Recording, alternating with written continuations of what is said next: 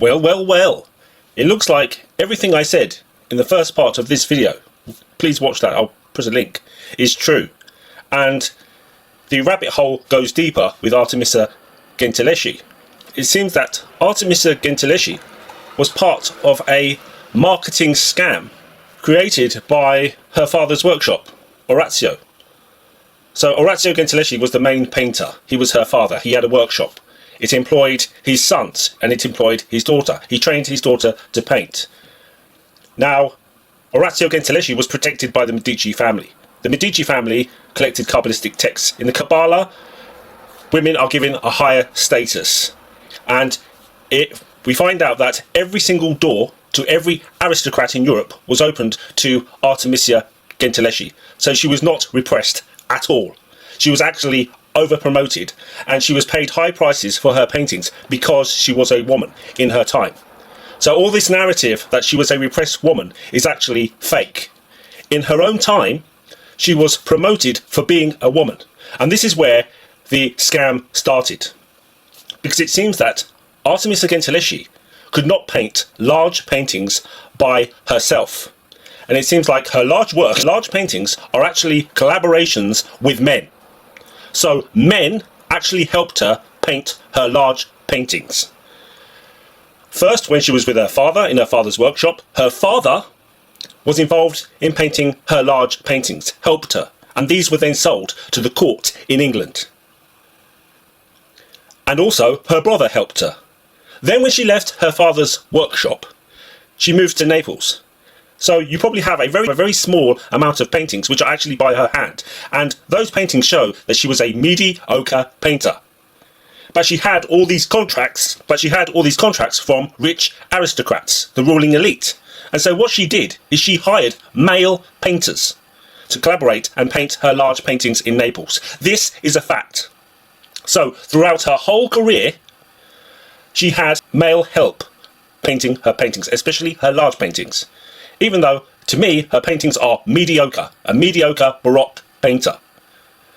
And she had help from her father to paint her large paintings when she was in her father's workshops. A lot of her paintings attributed to her are actually not by her. They're workshop paintings from her father's workshop, likely also painted by her brother. And then when she did go independent and move to Naples, she had a workshop which hired men, and she collaborated with men to paint her large paintings because she could not paint them. She could not paint well on a large scale. And this is probably why the most authentic paintings by her are small self-portraits. And they are of dubious quality, like this one. And so it seems that the opposite is true of what's been told. That Artemisia Gentileschi was not a repressed artist in the slightest. She was promoted because she was a woman in her time. So the reverse of what people are telling you today. And because she was a woman, and she had this prestige and she had this signature, her paintings sold for more than your average Baroque painter. And so what happened is that she took on projects, hired male artists to paint the paintings with her, and then she would put her signature on the painting to sell it to the client, to the aristocrat. So her whole oeuvre is actually partly painted by men. And she had every single door open to her, and she was promoted by every aristocrat in Europe and protected by the Medici family. Now we have this case of her being raped by a collaborator of her father's, another painter. And it seems that her father was the one who wanted to take the court case further. But it shows that she was a person from a high family for it to even get that far, the case. But it seems that she had a falling out because her father wanted to take it further, and she was the one that actually did not want to take the case further. There is something strange in that case. I've also shown how it was common for studio assistants. It was common that sometimes they were raped, and they were mainly boys, men, young men. But it seems that already at that time, in the Baroque, in Orazio's workshop, they came up with this plan to promote Artemisia Gentileschi. And because she was a woman, she was actually helped and doors opened for her, and all these aristocrats actually encouraged her to paint and paid higher prices. And because of this, she created her own workshop where she hired male artists to actually paint most of her paintings, her large paintings. as well as when she was a young artist, it was her father and her brother who also helped her paint her large paintings. And I'll show you an example of her large paintings. And it seems that all her large paintings were actually partly painted by men.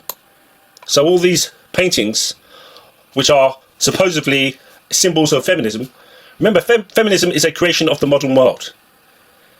But these aristocracies already had these kind of liberal ideas secretly, but it was only for their caste. It wasn't for the rest of the population. And so all these paintings were actually painted mostly by men. These attributions to Artemisia Gentileschi. And this one, which is her best one, this one, in Burghley House, is actually partly painted by her father. And this is why it is the best one. So these two were probably painted by her father and brother and herself. And these were painted by male artists in Naples, probably under her direction. And it was her name that sold the paintings because she was a woman. And so this makes a farce of this idea of the male and female gaze, that she was a representative of the female gaze. Firstly, nobody in history knew what the male gaze was or what the female gaze was. It's a completely modern creation. The idea of the male and female gaze is a creation of the 1970s, a 1975 essay where somebody brought in the sexual politics of the male and female gaze. It actually did not exist in history. They did not even know what it was. And most people today don't even know what it is. It is purely modern politics, and it is modern politics that has promoted Artemisia Gentileschi into this phony role as this great painter when she was a mediocre painter. And as I've shown, most of her paintings are actually partly painted by men. And this is a fact. And so they're trying to promote this idea that she was a repressed artist in her own times and that she had to fight for everything, when the opposite is true. She was actually over-promoted in her own time because she was a woman. And because of that, she could hire men to paint her paintings. And it was her signature which then sold these paintings for higher prices to courts around Europe. The opposite is true. She was never repressed. She was actually constantly promoted in her own time, paid higher prices in her own time. And they've created this complete myth about her being this feminist hero, when in practical terms, in her own times, it was a business. And in our time today, where they're saying that all these paintings are by her with zero evidence, making workshop paintings which were worth about £2,000 into paintings which are worth £2 million. It is pure nonsense and a massive scam, and it's all to do with modern politics and this idea of promoting gender identity in the modern world. It has nothing to do with the reality of the paintings.